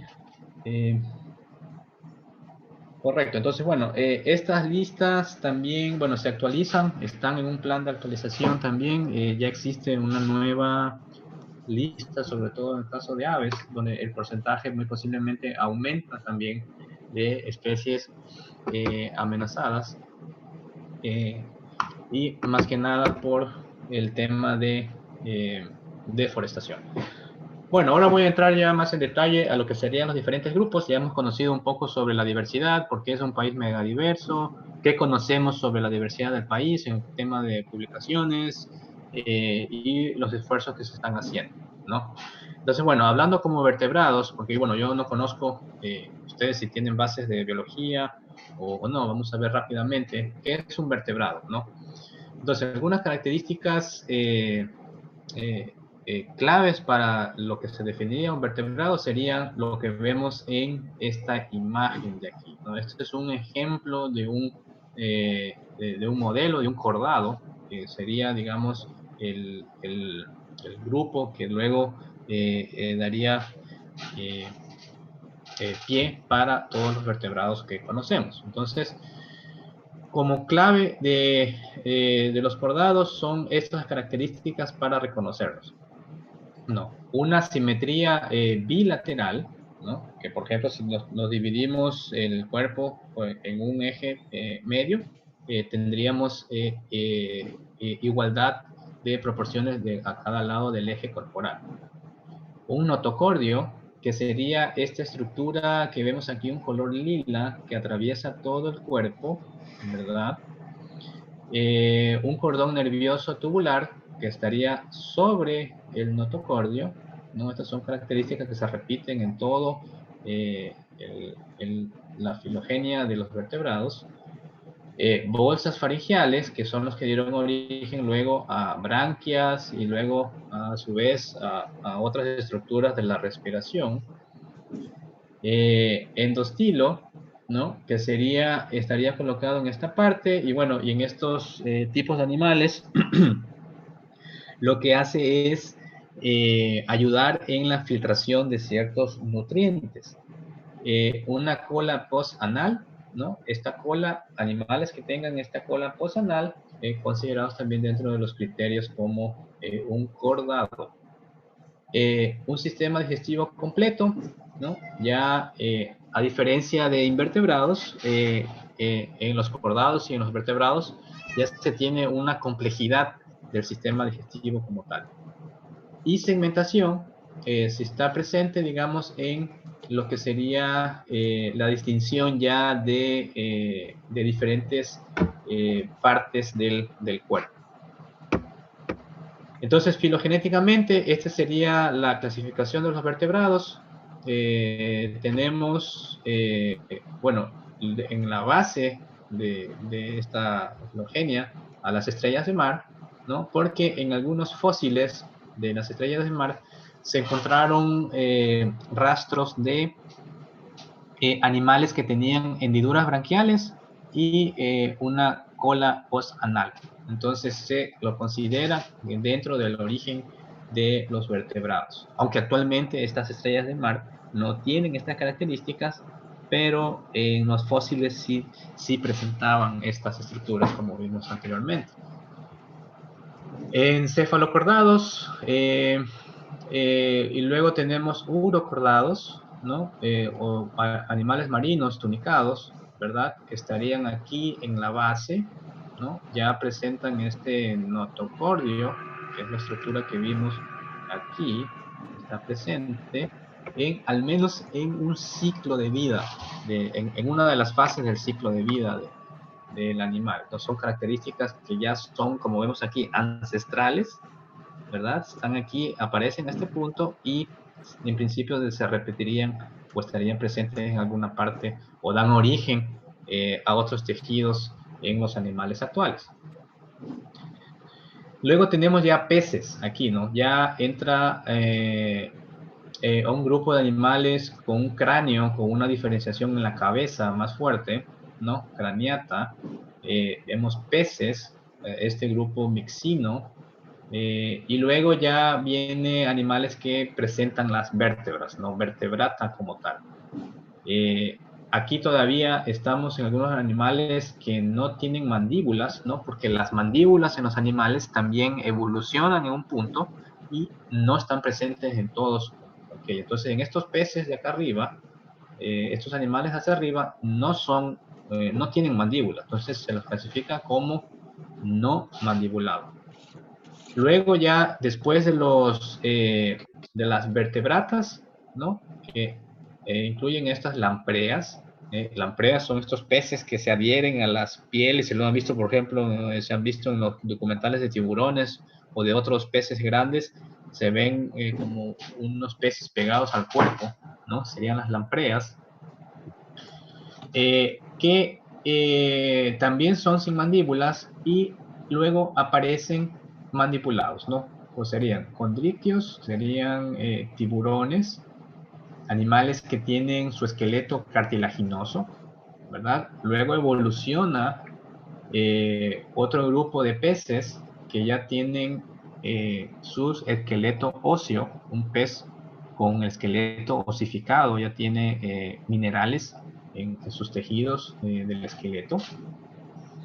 Y surge aproximadamente por aquí, antes de los pulmones, aparecen estos peces llamados actinopterigios, ¿no? Luego de esto aparecen los pulmones, tendríamos celacanthos, un tipo de pez, y peces pulmonados como tal, dipnoides, ¿no? Actinistia y dipnoides, que serían grupos de peces pulmonados. Estos peces pulmonados, aparentemente en un punto de la evolución, dan origen, porque estos peces pulmonados son los que pueden luego conquistar el paso del ambiente marino en los océanos, ya hace unos 300, 400 millones de años atrás, en el Devónico, Silúrico, si ustedes habrán escuchado de las eras geológicas. La estructura de cómo adquieren, digamos, su oxígeno permite que se colonice ambientes acuáticos o terrestres ya, en ríos o ambientes de agua dulce, como se le llama, y esto posiblemente también ayuda en el aparecimiento de los tetrápodos, ¿no? Ya animales con 4 patas, y ahí surgen anfibios, ¿no? Luego de los 4 patas vendrían animales que pueden tener estos huevos con diferentes membranas que le dan protección al embrión, y que eso también ayuda a colonizar muchos ambientes terrestres. A ese grupo se le llama amniota, con las membranas amnióticas, un huevo amniótico, y ahí es donde surgen, por ejemplo, reptiles, ¿no? Y mamíferos, ¿no? Entonces, así es como más o menos, según esta fuente de la Universidad de Georgia, tendríamos una filogenia, ¿no? Sin embargo, estas filogenias tienen unos problemas de origen en algunos grupos, como las tortugas, ¿no? Si vemos aquí, hay parafilia, que se llama, grupos parafiléticos que no tienen un origen, digamos, que no se puede tener un origen de un ancestro común de algunos grupos. Entonces, si vemos esta publicación, ya le vemos el año, me parece que fue hace unos 2 o 3 años atrás, tenemos igual, ¿no? Se repiten. A partir de los sin mandíbulas, ¿no? Lampreas y mixinos, que serían sin mandíbulas, una representación del pez. Luego tenemos, aunque aquí también se ve algo de parafilia, peces cartilaginosos, que serían tiburones, ¿no? Ya con mandíbulas, evolucionan mandíbulas. Peces que tienen una estructura especial en las aletas, o radios en las aletas. Luego tenemos sarcopterigios, que serían peces pulmonados, ¿no? Celacantos, peces pulmonados, con unas aletas diferentes. Anfibios, de todos los grupos anfibios. Reptiles, aves, cocodrilos, serpientes, tuataras, tortugas. Y esto estaría dentro del grupo de amniotas. Y mamíferos, ¿no? Mamíferos clasificados como monotremas. Monotremas sería este Ornitorhynchus, que es este animal que algunos, si habrán visto, tiene un pico como de pato, tiene pelo y pone huevo, ¿no? Sería también un mamífero, tiene glándulas mamarias. Tenemos los canguros marsupiales y a los de placenta, los que tienen placentas y que se reproducen por placenta. Entonces, bueno, aquí, como les mencionaba, del 2012 es esta filogenómica, es la posición de las tortugas en esta evolución de los vertebrados, ¿no? Esa posición de las tortugas que no permite resolver el tema de los amniotas en los vertebrados, ¿no? Todos los amniotas, incluidos el ser humano. O sea, a qué punto aparecen las tortugas y se resuelve en ese análisis de este artículo, que colocan a las tortugas a este punto. Entonces tendremos anfibios, ¿no? Anuras, las salamandras y otros que le llaman culebras ciegas a este punto de acá, como un grupo, un linaje basal a estos peces óseos, mamíferos. Por aquí tenemos squamatas, que serían lagartijas, serpientes. Aves y cocodrilos van a ver siempre juntos, son arcosaurias. Las aves son como dinosaurios que aún viven y que están muy emparentados a los cocodrilos. En un punto, ¿verdad? Compartieron. Y los testudines, que serían las tortugas, a este punto de aquí. Entonces, esta publicación es donde analizan tratan de resolver ese problema. Bien, ahora ya visto más o menos cómo es el origen de estos vertebrados, veamos un poco sobre la diversidad de peces. Y en eso me voy a basar sobre todo en esta publicación, que es una de las informaciones más actualizadas que puede haber sobre la lista de peces de agua dulce e intermareales del país. Entonces, este paper empieza, me parece muy interesante considerar estas regiones de distribución de los peces y geográfica, ¿no? Una cuenca hidrográfica se define como una unidad hídrica que agrupa los cuerpos de agua de un drenaje y convergen en un eje fluvial.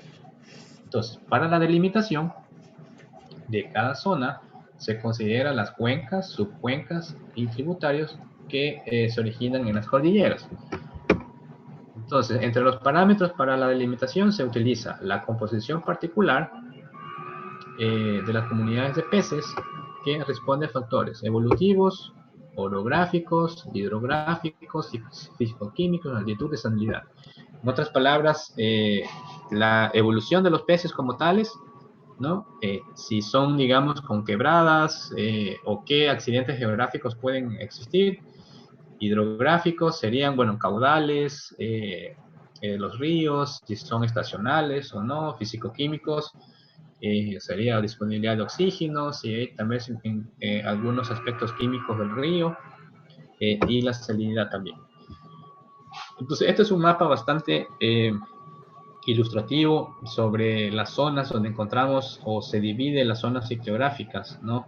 En qué es el país, propuestos según la diversidad de peces en el país. Entonces tenemos, bueno, regiones costa oriente, zonas intermareales, sería toda esta zona aquí de amarillo, Santiago Cayapas, acá arriba, al norte, como vemos aquí en el puntero, Esmeraldas, que sería la E, esta zona, Guayas, toda esta cuenca de Guayas, Catamayo, sería la C, Alto Napo, en esta parte, Alto Pastaza, Ulpano Zamora,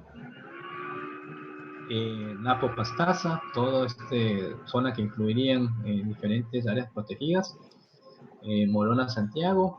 Ya, estos son ambientes diferentes, ¿no? Aquí, cuando ustedes habrán ido, son zonas montañosas, pero a medida que se van hacia más al oriente se hace un poco más plano, incluso cambia también. En Tiwinza se ve muy claramente, aunque tiene zonas montañosas, pero los ríos totalmente, hay unas planicies diferentes.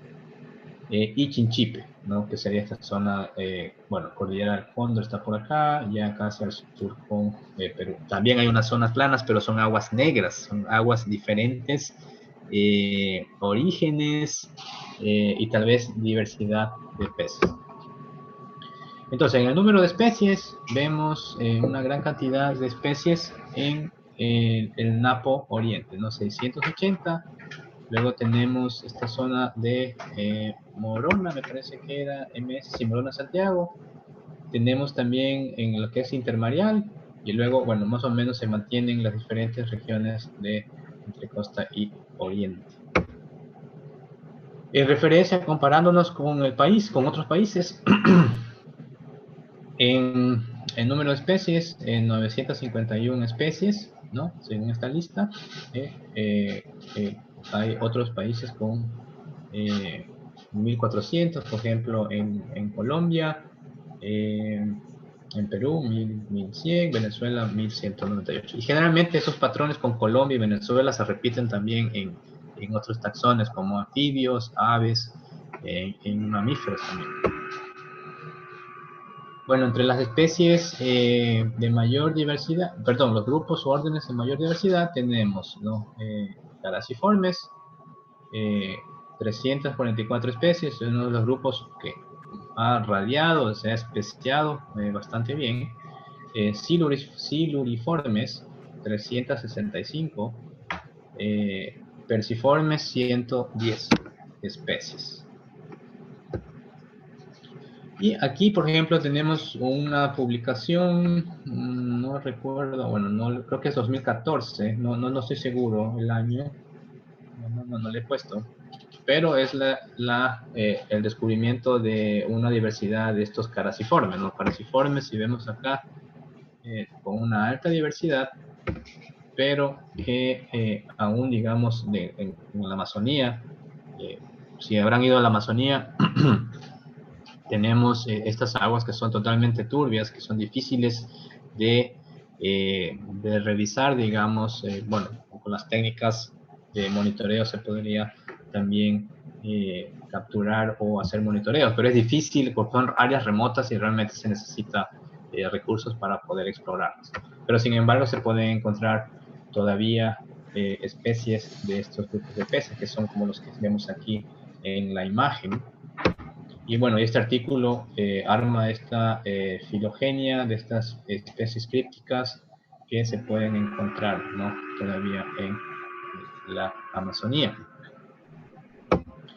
Y así también hay otras como de los siluriformes, que como vimos en la tabla es otro de los grupos con bastante diversidad, ¿no? Que serían este grupo de pez de los siluriformes. Ven la diversidad y bueno, que se adaptan bastante bien a los ambientes disponibles. Bien, y de aquí entramos a esta parte que ya, bueno, terminamos aquí por el día de hoy. En la siguiente clase, el día de mañana, exploraremos un poco más esta página web para poder observar un poco sobre lo que son peces de agua dulce. Sobre todo es una página que da bastante información sobre la diversidad, habla sobre las amenazas y lo que se puede entender. Y gracias a estas investigaciones, se conoce un poco más de la diversidad, sobre todo en peces. Bien, antes de terminar, si tienen alguna duda, por favor, o si no, yo paso a explicar otra actividad. A mí me gustaría que el día jueves, en la última clase, podamos analizar ciertas publicaciones que estarían basadas en los taxas de vertebrados que se puedan encontrar tal vez en el país. Y como siendo un programa de maestría de biociencias, estaría relacionada a aspectos bioquímicos. Entonces yo he tratado de buscar artículos relacionados en los cuales se podría, digamos, tratar de analizar ese potencial de biodiversidad que tiene el país como tal. Entonces, bueno, voy a dejar de compartir esta pantalla y voy a abrir la otra tabla.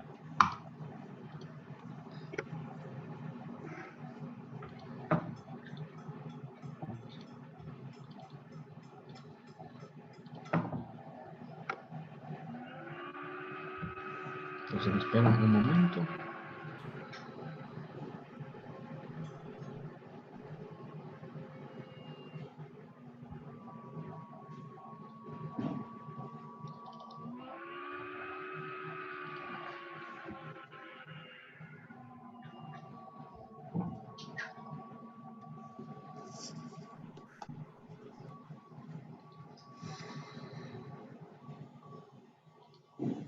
Un momentito.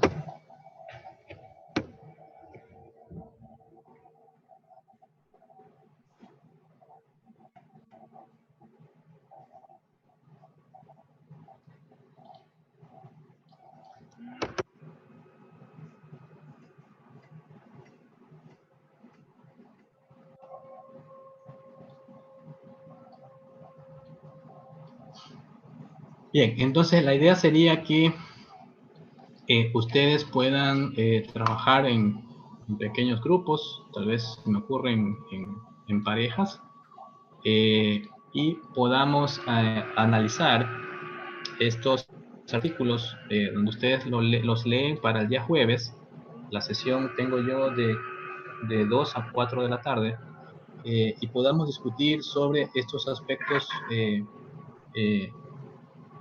que son llamativos en lo que son vertebrados, ¿verdad? Tal vez con unas 2 o 3 diapositivas por grupo para analizarlo, el tema como tal y ver potenciales, digamos, uso que se pueda dar con un tema de biociencias o el uso de la diversidad. Este uso de la diversidad lo que va a hacer es ayudar también en la conservación, como mencionaba, porque la conservación estricta de conservar sin tocar o sin tratar de hacerlo de manera sostenible va a ser muy, muy complicado hoy en día.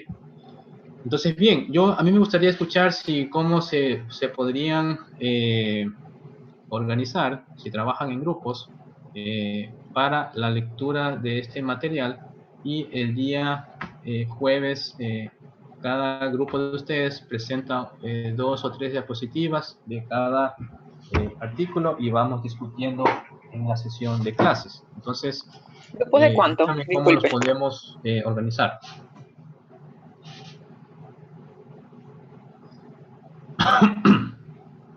Doc, la pregunta sería grupos de cuánto. Lo que pasa es que usted nos está mostrando 8 temas y nosotros solo somos 11. Creo que Serían nos va a grupos tocar de hacer... dos personas y un grupo de 3.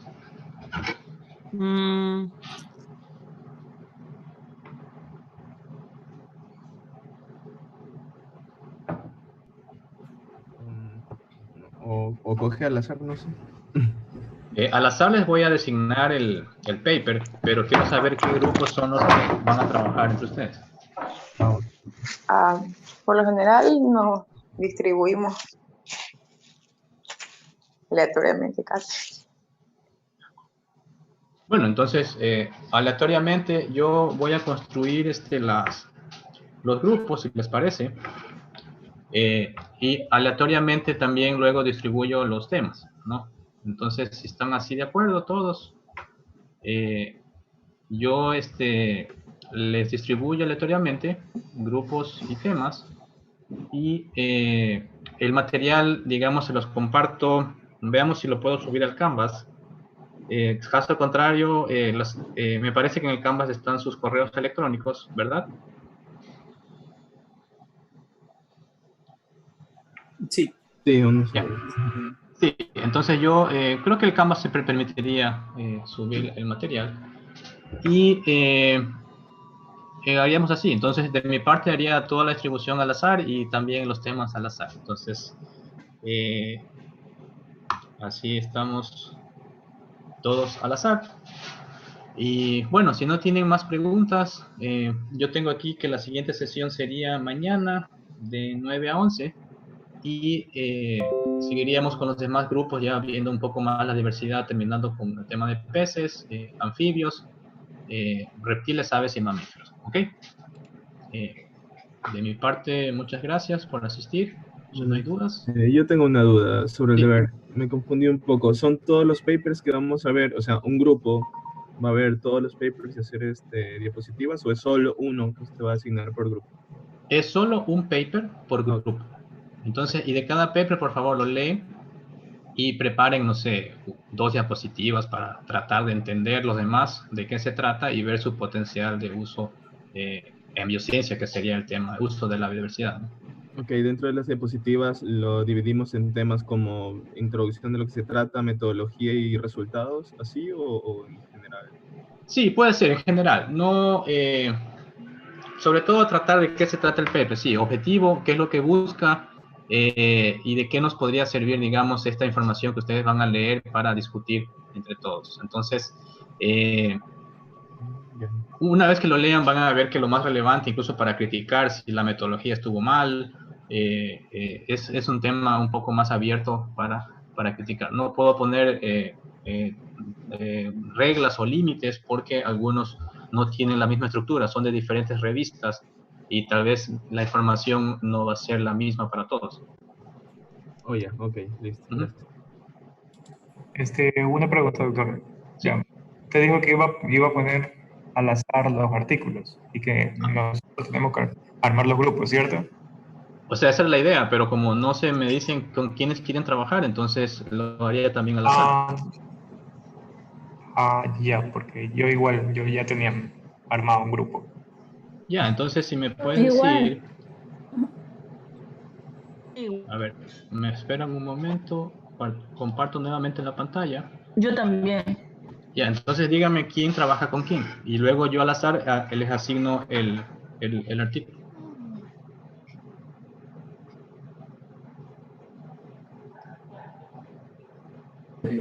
A ver.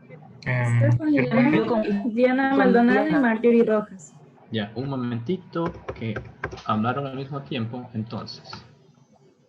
Diana Maldonado, voy a poner... Stephanie Lema y Marjorie Rojas. Justo las tres, estamos aquí. Sí, las tres. A ver, Stephanie Lema, Diana Maldonado y Marjorie. Ellos serían un grupo, ¿no? Sí. Sí, un grupo. Perfecto. Ahora necesito los otros grupos que sean de a 2 personas. Guillermo Reyes y Lucía Buitrón. Guillermo Reyes y Lucía Buitrón. Perfecto.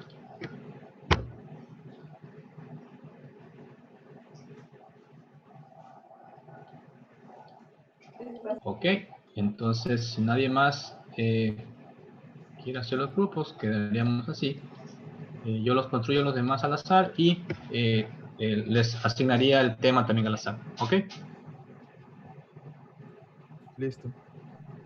Bueno, muchas gracias por la atención y luego les paso esta información rápidamente para que ustedes sigan avanzando. ¿Ok? Bueno, entonces nos vemos mañana conmigo y un buen día. Buen día, doctor. Muchas gracias. Gracias, doctor. Gracias. Hasta luego. Hasta luego. Gracias. Buen día, hasta luego.